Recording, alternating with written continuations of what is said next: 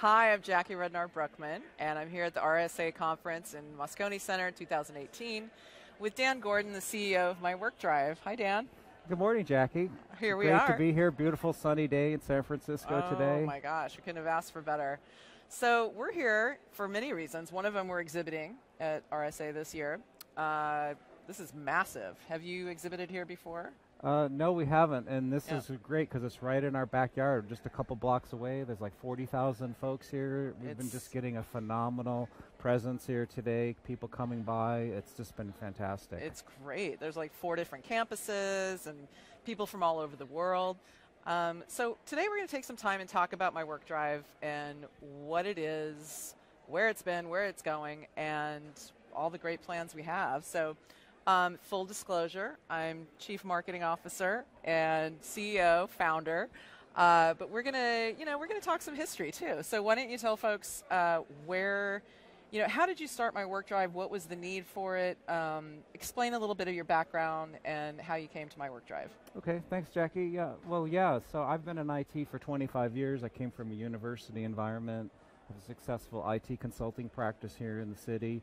And we actually looked at a lot of the sync and share solutions that are out there, also support VPNs for numerous clients, up to thousands of users.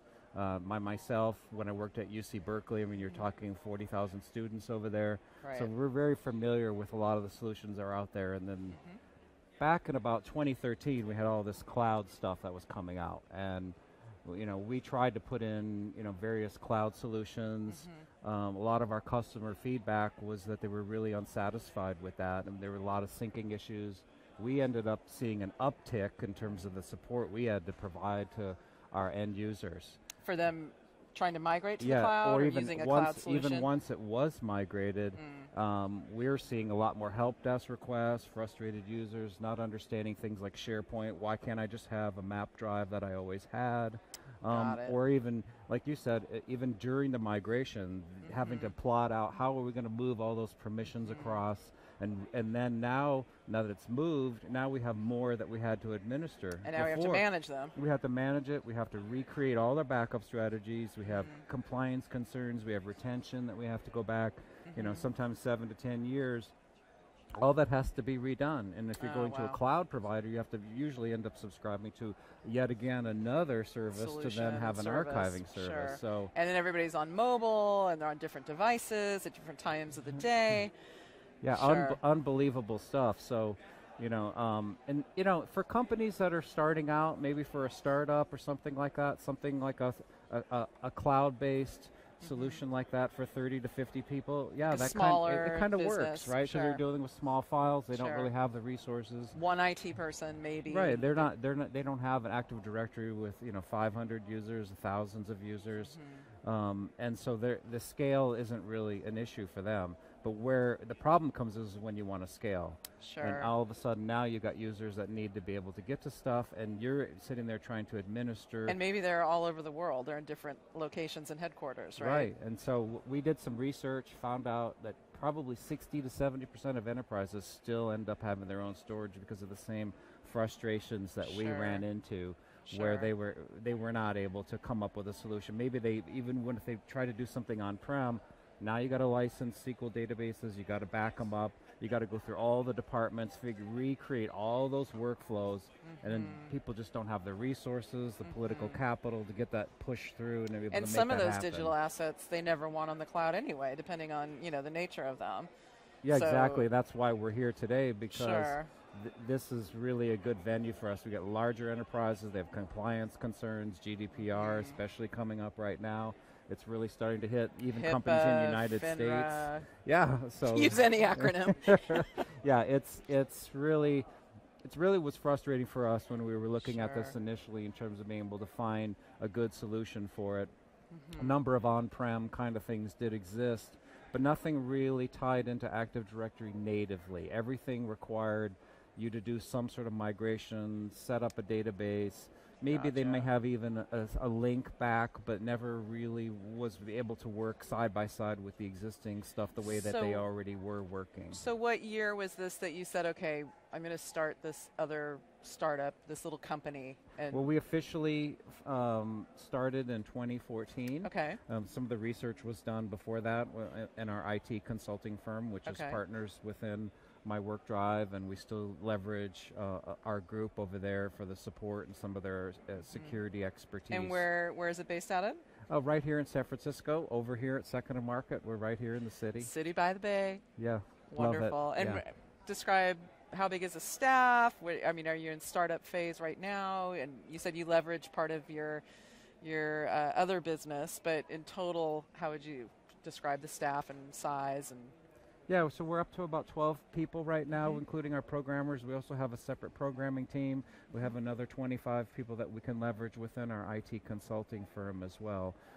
So we've spent the last 2 or 3 years really putting a lot of our resources into development, and then we were seeing a lot more of an uptick in terms of customers that we were starting to really land, universities, larger enterprises. Yeah, I would say kind of last summer really lends itself to different verticals like financial and government. I would imagine would eat this up like oh yeah, sugar. Absolutely. We got city and counties that are using it. We have universities that are using it, law firms. Wonderful. Anybody basically that has an infrastructure in place already that doesn't want to move their stuff, even if they use it as a for now solution, sure, which could end up being years in an IT world. To be fair, they just put that in immediately. They are able to leverage, like within minutes, literally pop it in place, use everything side by side the way they always did. But then we layer on additional security with two-factor security. Detailed logging that's really hard to do on a traditional like file even on server. An app or a secure URL. Right. So we basically created a cloud type of experience for the users without the company having to with migrate. Their own server, their own data center. Their own servers, their own data center. They're in complete control of their data. We never store any of their files. Everything is always kept under their control. Well, let's go to like excuse me. Start that part over. Let's go to like 30,000 foot view. Explain for typical layman, CEO, maybe decision maker, kind of tech savvy, but why should they pull the trigger on something like this? I think there's a number of reasons. First of all, you end up with a case where you've got shadow IT, where people are putting in Dropbox that you probably don't know about. Right. You may already have an Office 365 subscription and OneDrive, and you're probably not really leveraging that very well. And currently, you're probably just for now using VPN. And when we looked at the analysis on what the cost to actually run a VPN, even for 1,000 users, the labor on that, if you add all that up, is $250,000 a year supporting VPN by the time you add up. And that's just the VPN piece. Right, and that's just become the status quo. People sort of accept that as the given. The cost of business. The users aren't happy with it. They don't want to call IT on the help desk on the weekend. Can't remember my login. I have to sync this. I can't get the file. And a lot of times it is the CEO, right? They're on vacation. They want to be able to get sitting to something. on a beach with their laptop. Right, they can just fire that up. They can use a phone. They can get to the file. They can even edit it right on their phone, knowing that the file's still going to be saved back to their company server. Nothing's going to be left behind, or pick it up at an internet cafe, use a browser, fire that up, and they're still able to know that that data has never been saved anywhere except back on the company server. They've got two-factor integration in there for security. So immediately users are able to be more productive, get that cloud type of experience. They can collaborate with others. They can edit documents right on the browser. That's really key, the company agility. I know productivity, you read Gardner, Forrester, you read different reports of, security is key and essential, but really what companies are clamoring for is that productivity and efficiency, and to be really super agile. I mean, it sounds like MyWorkDrive just plugs right in. There's no big migration project, to take all your digital assets to a cloud provider, which may be insecure. And like you said, first we have to sync it and then manage the permissions. And or what some people have resorted to actually doing is putting something sort of remote desktop VDI infrastructure and building that all up just to get to files. Can you imagine the expense of managing a Citrix farm or a remote desktop farm for Microsoft. Especially for a CFO. Just for people to be able to securely get to their files. We've added data loss prevention features in there so that those people can view the files, they can edit them, and then they're not even allowed to download them if you don't want them to download them. They're not allowed to share them. Sure. We don't open up any ports or anything like that. So from a security perspective, companies are able to leverage Active Directory and all the permissions that they built up over the years. There's no way we can give more permission to their files than they already have. Sure. We're just creating that beautiful cloud-like experience with their own with data. the nicest browser, I think, that anyone has ever built. Easy to use, no training required from a user perspective. They just get in there and they're immediately productive. And this is, there is a patent. I mean, this is, MyWorkDrive has a patent. It's real technology. Right, so there's a couple different components to that. So the companies are able to have those MyWorkDrive servers on-prem completely under their control, but we have an additional piece that is sort of extremely valuable to a lot of companies, which is the ability to edit documents right within a browser in Office 365 using the subscriptions that they already have. So instant collaboration. Right, so some companies have an E1 or an E3 subscription. Certain subset of users may not need the full Office. They can go into the browser, they can edit documents there, and they're still saved back to on-prem. This is the part that leverages our patent, and they can now also do that within mobile Office apps too.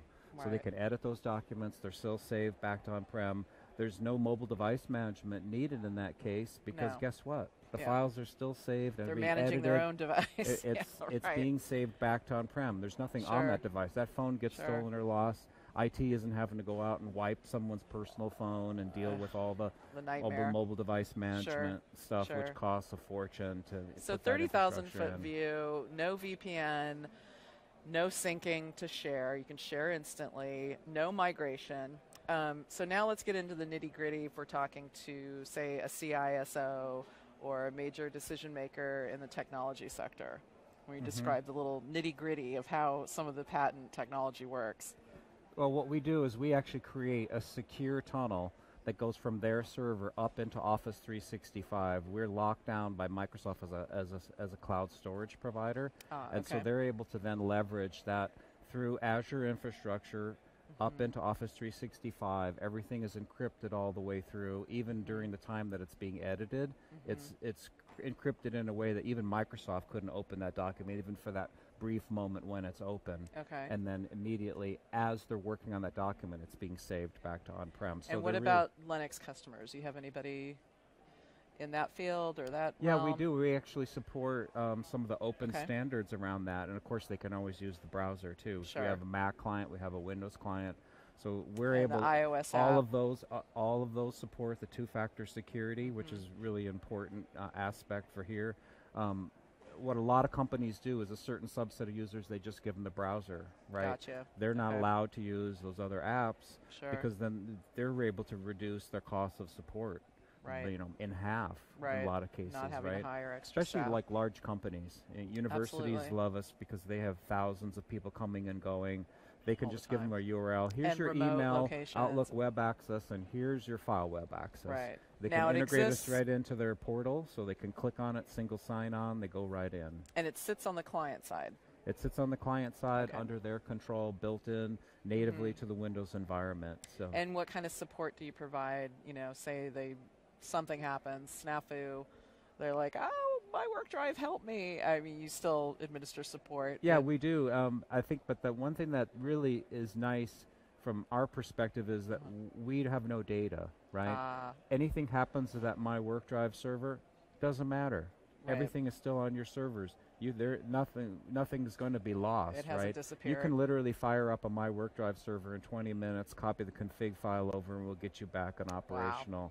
And now your users that's are going to be magic. Yeah, we also have companies that have them running in tandem too. So we do support automated failover and clustering. We have a number of universities. Because how many folks have I heard, from various cloud providers with the word box in it, or the word, or any kind of, public free drive that's out there that, can't find their files, can't get access to it. It's just like, oh, we uploaded it, now poof, it's gone. Where do I need? I need that important file. Right. So this is a big deal, you know. Right. We also work with, we're actually partners with Microsoft on the Azure file share sync service that they just previewed last summer, and that gives the ability for companies to take those file shares that are on-prem, sync them up into Azure, and now you can put a MyWorkDrive server up there for disaster recovery. All your users can be pointed at that. In the case of an emergency, something happens to that data center on-prem, you could be pointing everybody to that in an emergency. So they kind of get the best of both worlds. Yeah, it really makes it a no-brainer. Secure remote access, instant collaboration, and the IT guy doesn't lose all his hair. Right?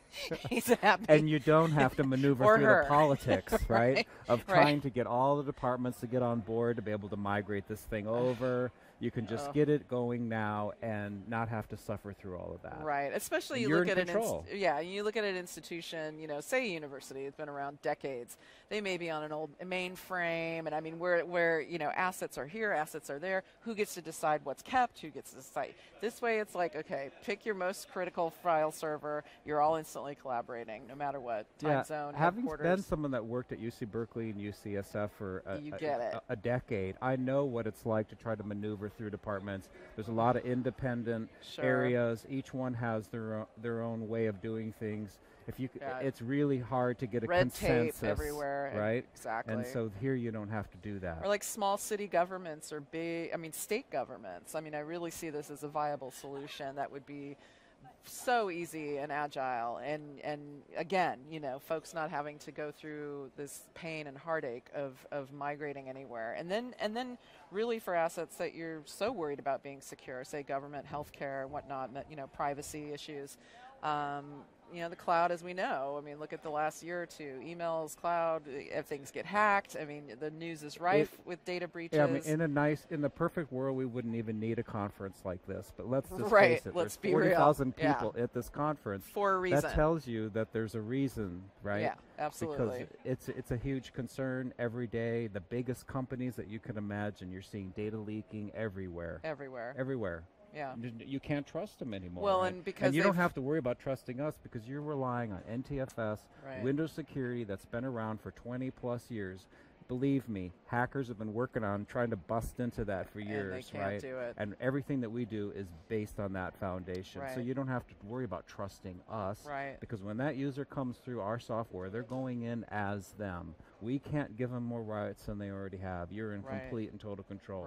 We can add more security on top of that with two-factor, detailed logging, things like that. But you're not turning your data over or pushing it to some database that could be leaked. Or some open source thing that you're afraid to patch because it's so fragile that it might blow up on you. Well, and the big companies too, I mean, they're single kind of failure dependency. You're hearing all of this stuff around VPN failure, you know, so you may be, I've got all the security in the world, and then you've got this one point of failure. And this way, explain how no VPN costs maintenance. We touched on it earlier, you save money, but how do you not have to do the maintenance and worry about it?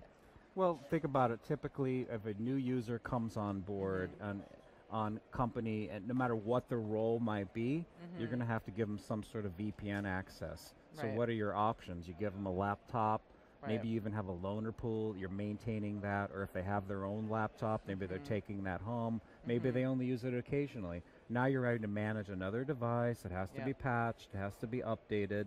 Chances are it's sitting in a drawer for 2 months. Then when they need to go, they grab it on a Friday, take it home. Guess what? It has to be, all the updates haven't happened. They're calling IT, the VPN's not working. There's a security patch that's waiting to be updated. It goes on and on, believe me. And IT doesn't want to be doing it, and the user doesn't want to be bothering IT either. Open an app and you're done. Right, if you just go to a browser, you're in, right? You get what you need, you go back to playing with your kids, you go to the ball game, get back and having a life outside of work, right? And that's what it's really all about in the end of the day. That's what makes us feel good about this product, is we're able to take, really nobody else has really gone to that deep level of foundation and integration that we have to be able to just seamlessly put it in and not have to go through the migration headaches. And actually, we've looked at it and said, what are all the pain points that would call syncing? Waiting for things to sync. My password isn't working. What do I use to log in? Can I have a laptop? We try to take every piece of that, because I've been in IT and doing support for 20 plus years. I know anytime that we can get rid of that one more phone call, that one more frustration, then IT can move on to more important things and be doing strategy for the company, things that are going to improve the bottom line, drive productivity, revenue and profit. And that's what we want to do for customers. And so what's the next things on the horizon for MyWorkDrive? We're going to be adding some additional features in terms of, we're really focusing on the security. We're starting to get into governments and FIPS compliance. We're going to be adding some SAML authentication so that we can open up multiple ways of doing multi-factor. Really just continuing to improve and enhance the security aspects to be able to really blanket any company that really needs in any sector. In any sector, military. We've been talking to defense here.